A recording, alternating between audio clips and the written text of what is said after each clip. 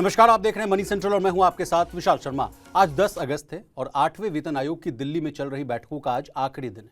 7 अगस्त से शुरू हुई इन बैठकों में अब तक कर्मचारियों से जुड़े कई अहम मुद्दों पर चर्चा हो चुकी है। लेकिन आज की बैठक खत्म होने से पहले केंद्रीय सरकारी शिक्षकों की तरफ से ऐसी मांगे सामने आई हैं जो अगर मान ली गई तो उनकी नौकरी से लेकर रिटायरमेंट तक की पूरी तस्वीर बदल सकती है। आखिर शिक्षकों ने 8वें वेतन आयोग के सामने कौन सी बड़ी डिमांड्स रखती है और इसका फायदा लाखों सरकारी शिक्षकों को कैसे मिलेगा, जानने और समझने की कोशिश करेंगे। पूरी चर्चा में शामिल होने के लिए हमारे साथ मौजूद है हमारे सहयोगी प्रवीण शर्मा सर। सर, आपका मनी सेंटर में बहुत स्वागत है। धन्यवाद विशाल। तो आज के शो में सबसे पहले all India NPS employees federation की डिमांड्स को समझने की कोशिश करेंगे। इसके बाद भारतीय बैंकों के मुनाफे पर दबाव वो क्यों बढ़ रहा है, इस मामले को भी करेंगे डिकोड। और अंतिम में पीएससीएल केस में ईडी की बड़ी कार्रवाई हुई, इस मामले को भी समझने की कोशिश करेंगे। तो चलिए बिना देर किए फटाफट करते हैं मनी सेंटर की शुरुआत। सर, 8वें वेतन आयोग की हम लोग चर्चा कर रहे हैं। 7 तारीख से आज 10 तारीख हो गया, 3 दिवसीय दिल्ली में बैठकों का दौर जारी था।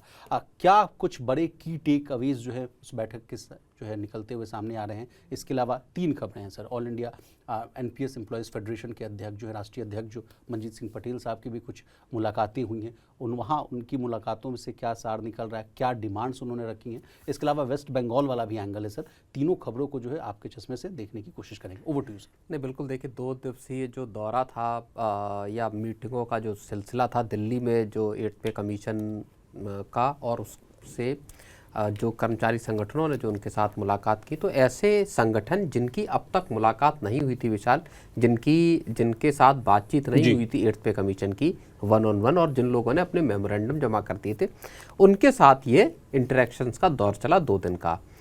और इसमें जो संगठन है तमाम, उन्होंने अपनी अलग अलग डिमांड्स रखी, जिसमें फिटमेंट फैक्टर से लेकर मेडिकल केयर से लेकर आपका भत्तों की बात हो, चाहे जो डीए की बात हो, ये तमाम मसले वो आयोग के सामने रखे गए।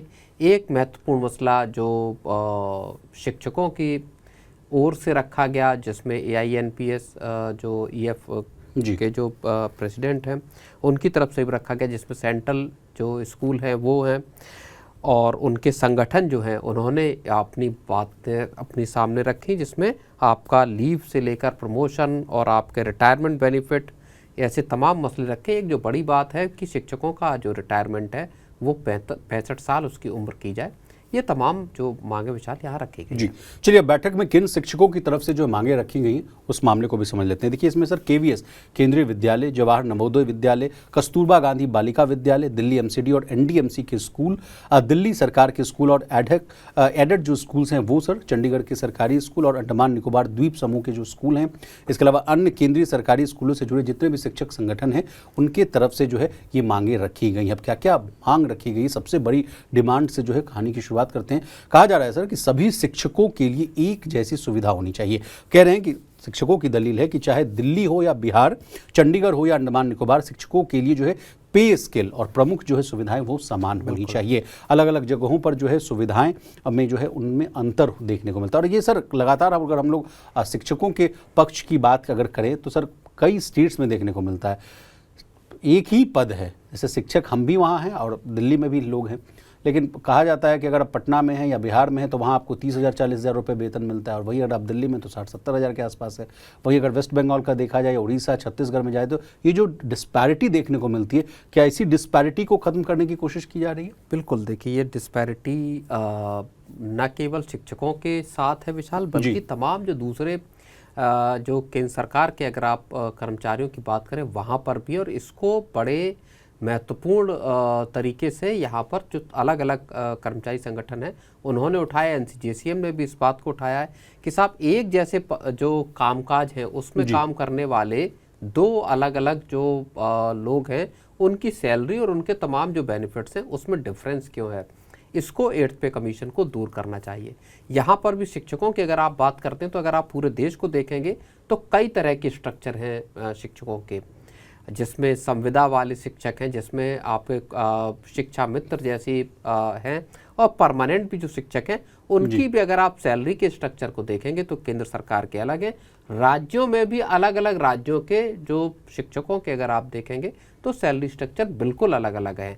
अब जो डिमांड की है शिक्षकों के संगठनों ने जो मुलाकात की 8th पे कमीशन से, उन्होंने कहा कि साहब जितने भी केंद्र के सरकार के अधीन आते हैं स्कूल, उनके जो शिक्षक हैं उनकी चाहे वो कहीं पर भी सेवारत हों, उनकी जो सैलरीज और बाकी जो सुविधाएं या बेनिफिट्स हैं वो एक पायदान पर होनी चाहिए। इसके अलावा सर जो सबसे प्रमुख मांग है वो है कि no NPS no UPS only OPS. पुरानी पेंशन को लेकर फिर से जो है लामबंदी शुरू हो गई है और शिक्षकों का कहना है कि कोई फ़ायदा नहीं है एनपीएस और यूपीएस में, तो सो काइंडली इट्स रिक्वेस्ट कि हमको ओल्ड पेंशन स्कीम यानी जो पुरानी पेंशन स्कीम है उसमें हम लोगों को जो है फ़ायदा दिया जाए। इस मामले पर क्या कहेंगे आप? नहीं, बिल्कुल, ये पुरानी पेंशन को लेकर तो लगातार सभी संगठनों की एक ही डिमांड है कि साहब इसी को लेकर आया जाए, और उसमें जब से सरकार का जवाब आया है एनपीएस और यूपीएस को लेकर कि यूपीएस में कितने कर्मचारियों ने एनरोलमेंट किया है, क्या सरकार रिव्यू करेगी कि नहीं करेगी, सरकार ने साफ तौर पर कहा कि हम इसका ना तो इसको मॉडिफाई करने का इरादा है, ना रिप्लेस करने का इरादा है, ना इसको रद्द करने का इरादा है। तो सरकार ये बात कह चुकी है। सरकार ने ये भी कहा कि हमने अब तक जब से लॉन्च किया है इस स्कीम को पिछले साल से, तब से अब तक इसका कोई परफॉर्मेंस रिव्यू नहीं किया, इसका देखा नहीं, आकलन नहीं किया गया इसका किसी तरह का। तो इस जो सरकार का बयान है इसने कर्मचारियों को एक नया मौका फिर से दिया है कि साहब ये जो स्कीम है ये 4% भी कर्मचारियों को अपनी तरफ अट्रैक्ट करने में नाकाम रही है। ऐसे में इसको वापस ले सरकार और पुरानी पेंशन को लेकर आए।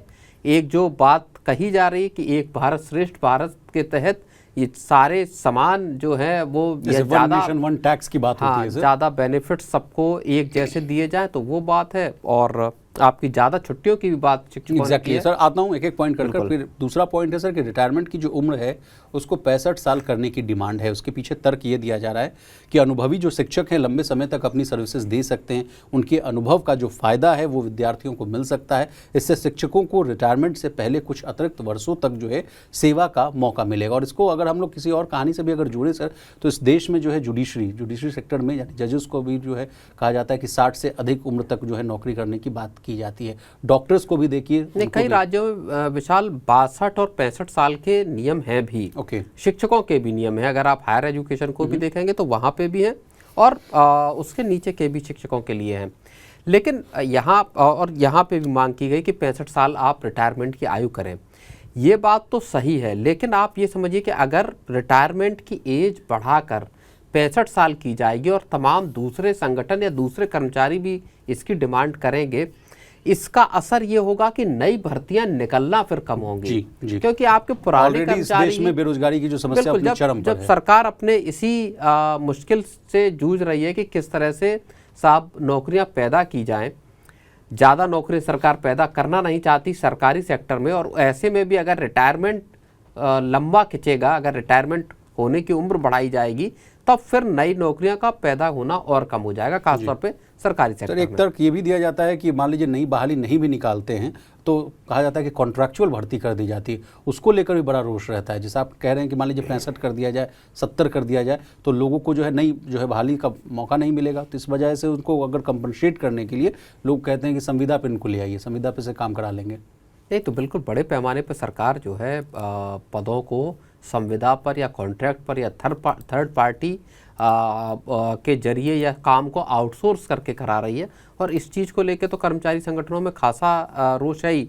अलग अलग जो विभाग हैं, जो मंत्रालय हैं, उनके जो कर्मचारी संगठन हैं उनसे जुड़े हुए, उन सबका यही कहना है कि साहब जो सरकार ने जो कॉन्ट्रैक्ट वर्कर वाली जो प्रथा शुरू की है, जिसको आगे बढ़ाया जा रहा है, उसको खत्म करने की जरूरत है। चलिए, और कुछ डिमांड्स उनको फटाफट हम लोग समझ लेते हैं। एक तो कहा जा रहा है कि शिक्षकों ने जो है प्रमोशन को लेकर भी जो है कई बड़े प्रस्ताव जो है वो दिए हैं। कहा गया है कि 50% जो प्रिंसिपल पद है उसको विभागीय प्रमोशन से जो है वो भरा जाए और 25% जो पद है उसको परीक्षा के जरिए भरा जाए। इसके अलावा हेड ऑफ द सब्जेक्ट का नया पद जो है वो बनाने की मांग की जा रही है। इसके अलावा वाइस प्रिंसिपल का ग्रेड पे बढ़ाने की मांग की जा रही है। इसके अलावा जो मेल शिक्षक है उनको भी कहा जा रहा है कि चाइल्ड केयर लीव मिले ताकि वो भी अपने परिवार परिवार में जो है कुछ अपना कंट्रीब्यूशन दे सकें। इसके अलावा शिक्षकों के लिए कैशलेस मेडिकल फैसिलिटी की भी जो है वो डिमांड की गई, ज़्यादा छुट्टियों की डिमांड की गई है। तो इन मांगों का शिक्षकों पर क्या असर पड़ेगा ये भी, हालांकि शिक्षा विभाग में छुट्टियां पर्याप्त होती हैं, बहुत छुट्टियां होती हैं। अगर आप देखेंगे गर्मी का छुट्टी, हाँ बिल्कुल, तो लंबी चौड़ी छुट्टियां मुझे लगता है जितनी गैजेटेड हॉलीडे होती है सारी छुट्टियां स्कूलों को मिलती हैं, शिक्षकों को मिलती हैं। तो मुझे लगता है कि छुट्टियों वाला मसला थोड़ा सा मुझे लगता है कि अदरवाइज तो बाकी सारी चीज़ें, चाहे जो आपका मेडिकल फैसिलिटी हो, ये सारी चीज़ें ऐसी हैं जो हर संस्थान में हर कर्मचारी को, सरकार को अवेल करानी ही चाहिए। एक बेसिक प्रिंसिपल होना चाहिए गवर्नमेंट का कि जो भी सरकारी कर्मचारी है, इर्रिस्पेक्टिव ऑफ वो परमानेंट है या कॉन्ट्रैक्चुअल है, उसको आपको मेडिकल केयर, मेडिकल फैसिलिटीज़, चाहे पेरेंटल जो लीव हैं, ये चीज़ें जो बेसिक बुनियादी सुविधाएं हैं विशाल, वो जरूर मिलनी चाहिए। छुट्टियों को कम ज़्यादा भले सरकार देख सकती है। चलिए सर, 8वें वेतन आयोग की चर्चा हो रही है, तो what is the latest update, ये भी मैं आपसे जानना चाहूँगा। क्या मीटिंग का शेड्यूल है सर, अब आगे कहाँ बैठक होंगी ये भी बताइए।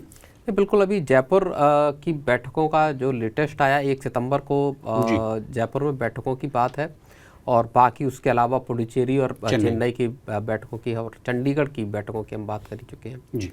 चलिए सर आगे बढ़ते हैं। बैंकिंग सेक्टर को लेकर एक ऐसी खबर सामने आई है जो सीधे आपके बैंक और आपसे पैसे, आपके जो पैसे हैं उससे जुड़ी हुई है। देश के बैंक मजबूत हैं, लोन की डिमांड भी बनी हुई है, लेकिन इसके बावजूद कई बड़े बैंकों की जो कमाई का सबसे अहम मार्जिन जो होता है यानी NIM, वो लगातार दबाव में है। और सबसे बड़ा सवाल ये है कि आखिर ऐसा क्यों हो रहा है। एक्सिस बैंक की NIM एक साल में 3.80 से गिरकर 3.46 हो गई। HDFC बैंक भी 3.40 से फिसलकर जो है 3.26 पर आ गया, जबकि दूसरी तरफ ICICI बैंक ने 4.36 की NIM के साथ मजबूती दिखाई है। NIM यानी नेट इंटरेस्ट मार्जिन, यानी एक ही बैंकिंग सेक्टर में किसी की कमाई का मार्जिन घट रहा है तो कोई शानदार प्रदर्शन कर रहा है। तो आखिर बैंकों की कमाई पर यह दबाव क्यों आया है, कौन सा बैंक सबसे ज़्यादा फंसा हुआ है, क्या आगे NIM में और गिरावट देखने को मिल सकती है। चूंकि पूरा ये खबर जो है बैंकिंग सेक्टर से जुड़ा हुआ है, प्रवीण सर का रुख करेंगे। सर, ये नया मामला क्या है? पहले तो हम लोग जो है क्रेडिट ग्रोथ और जो है जो तमाम तरह की ग्रोथ पर हम लोग जो चर्चा करते रहते थे, डिपॉजिट ग्रोथ की बात मैं कर रहा था। अब ये नया क्या है सर, बैंकों की कमाई वाला मामला? नहीं विशाल, हम इस चीज़ को कई दफ़ा हम लोगों ने बात की है, चर्चा की है। जब भी बैंकों के संदर्भ में बात हुई है तो बैंकों के मार्जिन, डिपॉजिट, क्रेडिट, इन सब चीज़ों को हमने डिस्कस किया है। पिछले ही हफ्ते असल में RBI ने एक बड़ी बात कही, और RBI ने कहा है कि बैंकों के जो मार्जिन हैं वो स्ट्रेस में हैं, और इस चीज़ पर ये चीज़ बैंकों को देखनी होगी कि अपने मार्जिन को कैसे दुरुस्त किया जा सकता है। अब जैसा आपने बताया कि इस साल अगर आप जून को देखें और पिछले साल के अगर आप जून को देखें तो बैंकों के जो नेट इंटरेस्ट मार्जिन हैं वो 3.21% पर अब आ गए हैं, जो कि 3.26% पे थे। यानी पिछले साल इसी अवधि में अगर आप मान लीजिए बैंक ज़्यादा ब्याज से कमाई कर रहे थे, उनके मार्जिन ज़्यादा थे, अब वो घटे हैं 5 बेसिस पॉइंट की कमी। बिल्कुल, तो अब बैंकों के मार्जिन्स क्यों स्क्वीज हो रहे हैं, ये एक बहुत बड़ा सवाल पैदा होता है। इसका सबसे बड़ा रीज़न विशाल ये है कि बैंक जो पैसा उधार दे रहे हैं उस पर कमाई कम है, और जो पैसा बैंक ले रहे हैं जी डिपॉजिट के तौर पर, उस पर उनको ज़्यादा ब्याज देना पड़ रहा है। बैंकों का कॉस्ट ऑफ फंड वो ज़्यादा है। तो सब मिलाकर अगर आप तस्वीर को देखते हैं तो बैंकों का जो कमाई है इस पूरे खेल में, जहां आप उधार देते हैं और डिपॉजिट लेते हैं, इस पूरे खेल में जो उनको कमाई हो पा रही है वो बहुत स्क्वीज होती चली जा रही है। वो पिछले साल के मुकाबले इस बार अब कम होती हुई दिखाई दे रही है। असर एक और बदलाव है, कहा जा रहा है कि बैंकों की कमाई पर इसलिए भी असर पड़ा है कि पहले बैंक के पोर्टफोलियो में हाई यील्ड रिटेल लोन का हिस्सा बड़ा मजबूत हुआ करता था, लेकिन जून तिमाही में कॉर्पोरेट लोन की ग्रोथ बढ़ी है। रिटेल लोन की तुलना में जो है कॉर्पोरेट लोन पर आमतौर पर ब्याज जो है वो कम मिलता है, इसलिए बैंक का जो है कहा जा रहा है कि औसत लोन जो है यील्ड वो प्रभावित हुआ, और इसी वजह से जो है असर जो है NIM पर पड़ा। ये क्या मामला है सर, ये थोड़ा जटिल मामला, इसको भी समझाइए। नहीं बिल्कुल, देखिए कॉर्पोरेट लोन्स को रिटेल लोन्स के मुकाबले ज़्यादा अच्छी दरों से मतलब है ज़्यादा कम ब्याज पर पैसा मिलता है। रिटेल लोन का मतलब हो गया मेरे आपके जैसे लोन, आपके चाहे उसमें पर्सनल लोन हो जाए, चाहे होम लोन हो जाए, चाहे आपके कोई दूसरे कार। तो हम लोग को आप कहना चाहते हैं हम लोग से बैंक ज़्यादा रेट ऑफ इंटरेस्ट चार्ज करती है और कॉर्पोरेट से कम। उसकी वजह सीधी सीधी Bulk ये है amount कि है। बिल्कुल आप ले रहे हैं 1 लाख रुपए का लोन, एक कॉर्पोरेट ले रहा है 400 करोड़ का लोन, 500 करोड़ का लोन, 1000 करोड़ का लोन। तो बैंक ने एक बार ड्यू डिलीजेंस किया, पूरी प्रोसेस की और उसके बाद वो पैसा दिया, तो वहां मार्जिन अगर कम भी है तो बैंकों का एक बड़ा चंक गया। दूसरी बात, सेफर है आपका पैसा लौटने से, किसी कॉर्पोरेट के पास कैश फ्लो होता है, तमाम चीज़ें होती हैं। तो खैर ये मसला है, लेकिन बैंकों के जो मार्जिन हैं वो रिटेल लोन में भी कमज़ोर हुए हैं विशाल, और हम लोगों ने देखा कि क्रेडिट ग्रोथ जिस तरह से बढ़ी है उस तरह से बैंक पैसा हासिल करने में असफल रहे हैं, नाकाम रहे हैं। अब अगर आप डिपॉजिट आपके पास कम आ रहा है, बावजूद इसके कि आप उस पर ज़्यादा ब्याज दे रहे हैं, तो बैंक जब दूसरे सोर्सेज से पैसा फंड करते हैं, लेते हैं, तो उनको उस पर ज़्यादा ब्याज देना पड़ रहा है। लिक्विडिटी की स्थिति अगर कमजोर है तो बैंकों को और ज्यादा ब्याज चुकाना पड़ता है पैसे हासिल करने के लिए। और क्रेडिट फ्लो चूंकि मजबूत है तो बैंक चाहते हैं कि हमारा पैसा जाए। लेकिन बैंकों को इस वक्त इंतजार किस चीज का है जी? बैंकों को इंतजार इस वक्त इस चीज का है कि किसी तरह से जो रेट्स का साइकिल है ये वो ऊपर कुछ उठे, ताकि आप थोड़ा सा ज्यादा जो है। लेकिन विगत जितने भी एमपीसीज को हम लोग देखें सर, लगातार 2-3 एमपीसीज में देखें तो ब्याज दर को जस का तस रखा गया है। रेपो रेट में किसी भी तरह का बदलाव नहीं किया गया। जहां तक मुझे याद है 5.25 की आसपास जो है रेपो रेट ही है। इनफैक्ट जो आरबीआई ने, अगर आप देखेंगे कुछ वीक पहले FCNR-B को परमिशन दी, एक स्पेशल विंडो खोला बैंकों के लिए कि साहब आप विदेशों से पैसा हासिल कर सकते हैं अपने यहाँ, और उसमें रियायतें दी गई। वहां पर भी बैंकों के मार्जिन स्क्वीज हुए, क्योंकि बैंकों में एक भगदड़ मची, एक होड़ मची कि FCNR-B का आपको डिपॉजिट लेना है, और इसके लिए बैंकों ने ज्यादा ब्याज देना शुरू कर दिया।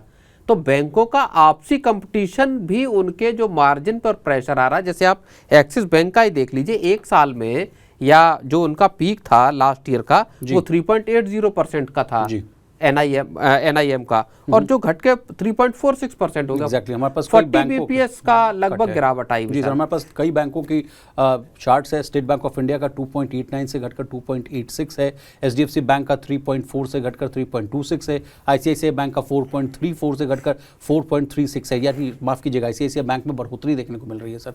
और बैंक ऑफ बड़ौदा का 2.91 से है 2.77 घटकर आ गया। PNB का 2.7 से घटकर 2.5 आया। एक्सिस बैंक का सर बता दिया है। कैनरा बैंक की बात की जाए तो 2.55 से घटकर ये 2.52 आया है, और यूनियन बैंक ऑफ इंडिया का 2.76 से इसमें बढ़ोतरी है 2.8 का। सर इसी चार्ट को मैं आपसे समझना भी चाहता हूँ, कई बैंक के NIM बढ़े हैं, कई के घटे हैं, ये भी क्या कुछ? लेकिन ज्यादातर के घटे हैं। एग्जैक्टली, कुछ के बैंकों के उनको आप एक मान लीजिए कि वो अपवाद है इस वक्त, जहां आप अपने नेट इंटरेस्ट मार्जिन को थोड़ा बढ़ा पाए हैं, कुछ बेसिस पॉइंट आप बढ़ा पाए हैं। अदरवाइज सारे बैंकों को आप चाहे बड़े देख लीजिए चाहे छोटे देख लीजिए, बैंकों के लिए मार्जिन को बचाना ब्याज के वो मुश्किल हो रहा है। और इसीलिए बैंक कोशिश इस बात की भी कर रहे हैं कि अदर इनकम जो है उनकी, चाहे आपकी फीस से इनकम हो, चाहे आपकी कमीशन से इनकम हो, चाहे दूसरे बिजनेसेस में उतरना हो, एसेट मैनेजमेंट, उसमें उसके जरिए ज्यादा पैसा हासिल करें, ताकि ओवरऑल जब आप PAT को देखेंगे, जब आप नेट जो प्रॉफिट को देखेंगे, वहां पर चीजें जो है वो मजबूती से दिखाई दे। चलिए सर, इसके अलावा भी कहा जा रहा है कि बैंकिंग सेक्टर के खर्चे भी जो हैं वो बढ़ सकते हैं। केयर एज रेटिंग की एक रिपोर्ट है, कहा जा रहा है कि नई ब्रांचेस खोल रहे हैं, नए जो है एक्सपर्ट जो है कर्मचारियों की भर्ती की जा रही है। जिस तरह से वो जो मामला आप समझा रहे थे सर, माइथोस का पेनिट्रेशन हो सकता है, और तमाम तरह के आर्टिफिशियल इंटेलिजेंस, तमाम तरह की जो चीज़ें नई आ रही है इंडस्ट्री में, उससे जो खतरा है उसको कैसे टैकल किया जाए, उसको लेकर खर्चे बढ़ रहे हैं। टेक्नोलॉजी पर खर्च हो रहा है, डिजिटल इंफ्रास्ट्रक्चर को कैसे मजबूत किया जाए, इन तमाम सेक्टर्स में पैसे खर्च हो रहे हैं। इसलिए भी कहा जा रहा है कि बैंकों की जो कमाई उसमें थोड़ी सी जो है वो सरकार भी अब राहत देने की कोशिश कर रही है। जैसा MDR अगर लगाया जाता है, भले ही आपके ज़्यादा पैसों पे लगाया जाए, ट्रांजैक्शन की वैल्यू ज़्यादा हो तब लगाया जाए, लेकिन अगर ये रास्ता खुलता है तो केवल और केवल जो एग्रीगेटर्स हैं उनको फायदा नहीं होगा, बल्कि बैंकों को बड़ा फायदा होगा उसमें। जब RBI रूल फ्रेम करेगा कि साहब 100 रुपये अगर आपके MDR से मिलने वाले हैं तो उसमें बैंकों की हिस्सेदारी कितनी होगी और बाकी के जो प्लेटफॉर्म है उनकी हिस्सेदारी कितनी होगी, तो जाहिर तौर पर बैंकों को कमाई का जो 12-13 हज़ार करोड़ रुपए हम मानकर चल रहे हैं कि एक कमाई का सोर्स खुलने वाला है, तो उसमें ये मानकर चलिए कि मिनिमम 50% हिस्सा बैंकों के हाथ आएगा। तो 5-7 हजार करोड़ रुपए तो बैंकों की कमाई का यहाँ से भी खुलने वाला है। और चलिए सर, इन्हीं सब खबरों के बीच में फिनटेक कंपनियों के शेयरों में भी अच्छी खासी रौनक देखने को मिल रही है। चलिए आगे बढ़ते हैं सर। 48,000 करोड़ रुपए, लाखों निवेशकों का पैसा और अब ईडी का ऐसा एक्शन जिसने पूरे PACL केस को फिर से सुर्खियों में ला दिया है। प्रवर्तन निदेशालय ने जो है दिल्ली में 999 करोड़ 63 लाख रुपीस की 45 बेशकीमती संपत्तियों पर शिकंजा कस दिया है। आंकड़े समझ लीजिए, 999 करोड़। आरोप है कि इन संपत्तियों को उस पैसे से खरीदा गया जो PACL से जुड़े निवेशकों से जुटाया गया था। लेकिन कहानी सिर्फ इन 45 कंपनियों तक ही सीमित नहीं है, क्योंकि ईडी की ताज़ा कार्रवाई के बाद इस केस में अब तक जो है अटैच की गई संपत्तियों का कुल जो वैल्यू है वो करीब 29,626 करोड़ रुपए पर पहुंच गया है। सवाल ये है कि आखिर निवेशकों के 48,000 करोड़ रुपए गए कहाँ, इस पैसे से कितनी संपत्तियां बनाई गई और ईडी अब किस किस तक जो है पहुंच रही है। आइए समझते हैं PACL केस की हुई इस बड़ी कार्रवाई की पूरी कहानी प्रवीण सर की जुबानी। सर, ये मामला तो लगातार हम लोग कई दिनों से जो है इसको रिकॉर्ड कर रहे थे, समझने की कोशिश कर रहे थे। कहा जा रहा है 48,000 करोड़ का जो है मामला है, उसमें से 29,000 करोड़ या मान लीजिए 30,000 करोड़ के आसपास कहा गया है मामला, मतलब अटैच कर ली है संपत्ति। लेकिन व्हाट अबाउट 18,000 करोड़? नहीं, बिल्कुल देखिए, ये मामला बड़ा दिलचस्प इसलिए भी है और अभी इसकी वजह ये है कि ईडी ने 1000 करोड़ की संपत्तियां अटैच की हैं, इंटरिम तौर पर अटैच हुई हैं ये संपत्तियां। और जैसा आपने बताया कि ईडी ने लगभग 29,500 करोड़ रुपए के ओवरऑल असेट्स को अटैच किया है जी। लेकिन जो आंकड़ा है विशाल, वो कई आंकड़े जो बताते हैं उस हिसाब से वो 49,000 करोड़ से भी ज़्यादा, 49,100 करोड़ का मामला है। 5.5 करोड़ से लेकर 5.6 करोड़ बल्कि 5.85 करोड़ इन्वेस्टर से जुड़ा हुआ मामला है। लगभग 6 करोड़ इन्वेस्टर शामिल हैं। और किन रीजन्स के थे बॉस? ये नॉर्थ पूरे देश भर के देश भर के लगभग 6 करोड़ इन्वेस्टर्स ऐसे थे जिनका 49,000 करोड़ रुपए, जिसको एक कलेक्टिव इन्वेस्टमेंट स्कीम जो कहा जाता है CIS, जिसको बहुत सारे लोग पॉन्जी स्कीम या फ्रॉड के तौर पर बताते हैं, उसका ये मामला है। ये मामला ये भी बताता है कि तमाम सेबी की, देखिए निगरानी की बात, मतलब सेबी इस पूरे मामले में बहुत गहराई से है। सेबी ने बहुत इनिशियल डेज से इस चीज़ को रोकने की कोशिश की कि इस फ्रॉड को, इस पूरे जो स्कीम है, कलेक्टिव इन्वेस्टमेंट स्कीम कह लीजिए या पॉन्जी स्कीम कह लीजिए, इसको रोका जाए। लेकिन ये बढ़ता चला गया मामला और 2013 में जब सुप्रीम कोर्ट का डिसीजन आया, तब तक इस स्कीम में 49,500 करोड़ रुपए के आसपास या 49,000 करोड़ रुपए के आसपास की पूंजी ली जा चुकी थी। तकरीबन 6 करोड़ इन्वेस्टर्स ड्यूप किए जा चुके थे, उनका पैसा फंस गया। अब इस पर कार्रवाई हो रही है। एक लंबा मामला है, 1996 से शुरू हुई कंपनी जो गुरवंत एग्रोटेक की विशाल, और ये बताती है कि देश में किस तरह से एक आम इन्वेस्टर को तमाम तरह के जो प्रलोभन, जहाँ से ऊंचा रिटर्न, बड़ी संपत्ति दिलाने, इस तरह के वादों में एक आम आदमी को फंसाया जाता और पैसा उनसे। लेकिन मेरा आपसे अंतिम सवाल ये रहेगा सर कि देश की जनता कब तक इन पॉन्जी स्कीम्स में फंसती रहेगी सर? शारदा चिटफंड को आप देख लीजिए, सहारा जैसे स्कैम्स को आप देख लीजिए, PACL जैसा मामला देख लीजिए, इसके अलावा तब तमाम इस लिस्ट को, मतलब फहरिस्त ही लंबी है सर।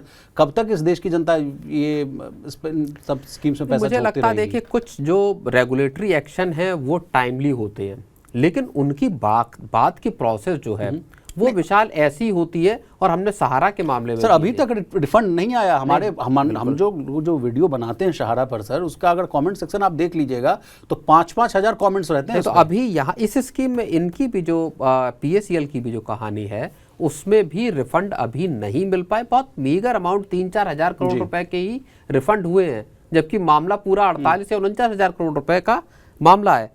अब आप समझिए कि 30 मई 1996 को जो गुरवंत एग्रोटेक कंपनी जिसकी शुरुआत हुई थी 1996 की शुरुआत में, उसने 27 स्कीमें लॉन्च की और इसके ठीक 1 साल बाद सेबी ने वार्निंग दे दी कि ये आपकी एक अनरजिस्टर्ड जो आपकी इन्वेस्टमेंट स्कीम है, कलेक्टिव इन्वेस्टमेंट स्कीम है जी। वो मामला चलता रहा। सेबी ने 98 में फिर नई स्कीमें लॉन्च करने, नया पैसा लेने, सबसे रोक लगा दी। इसके बावजूद इसको चुनौती दी गई और चुनौती देकर 2003 में राजस्थान के हाई कोर्ट ने सेबी के सारे जो नोटिस थे स्कीमें बंद करने, नया पैसा लेने से रोकने का, उस सबको पलट दिया जी। और 2003 के 10 साल बाद विशाल आया सुप्रीम कोर्ट का ऑर्डर 2013 में। 2013 में सुप्रीम कोर्ट ने राजस्थान हाई कोर्ट का फैसला पलटा और कहा कि जितने भी इन्वेस्टर हैं 5.5 करोड़ से ज़्यादा, उनका पैसा लौटाया जाए। अब इस 10 साल में ही कंपनी इन अनइंटरप्टेड काम करती रही, पूरा पैसा लिया जाता रहा लोगों से और वो पैसे की रकम बढ़कर इतनी बड़ी पहुंच गई। चलिए अंतिम में मैं यही कहूंगा कि बकरी पालन, पोल्ट्री और इसके अलावा जो कहा जाए कि अगर आप ये स्कीम क्या थी, जमीन खरीदने के लिए कि आप किस्तों में पैसा दीजिए, आपके नाम पर हम एग्री लैंड खरीदेंगे। सर कई जगह ये ब्लफ किया जाता है कि बकरी पालन करेंगे, मुर्गा पालन करेंगे, फिशरीज करेंगे, उसके एवज में जो है लोगों से जो है 500,000 रुपए की जो है रकम ली जाती है और आपके सपने से जो है अपना सपना जो है बनाया जाता है। कई जगह तो कई बार के हम लोगों ने MD CEO की कहानी की है कि खुद आपसे पैसा कलेक्ट कर लिया और बड़े बड़े महंगे 100 करोड़ 200 करोड़ के फ्लैट्स में से 650 पौने 700 करोड़ रुपए की रकम में तो ऑस्ट्रेलिया में जमीन खरीदी गई। बताइए। अब ED और CBI दोनों एक एक ऐसी जमीनों को ढूंढ रहे हैं कि साहब इन्होंने पैसा कहाँ लगाया। बहुत सारा पैसा हवाला के जरिए इस्तेमाल किया गया, इस तरह के आरोप हैं। राउंड ट्रिपिंग की गई पैसे की।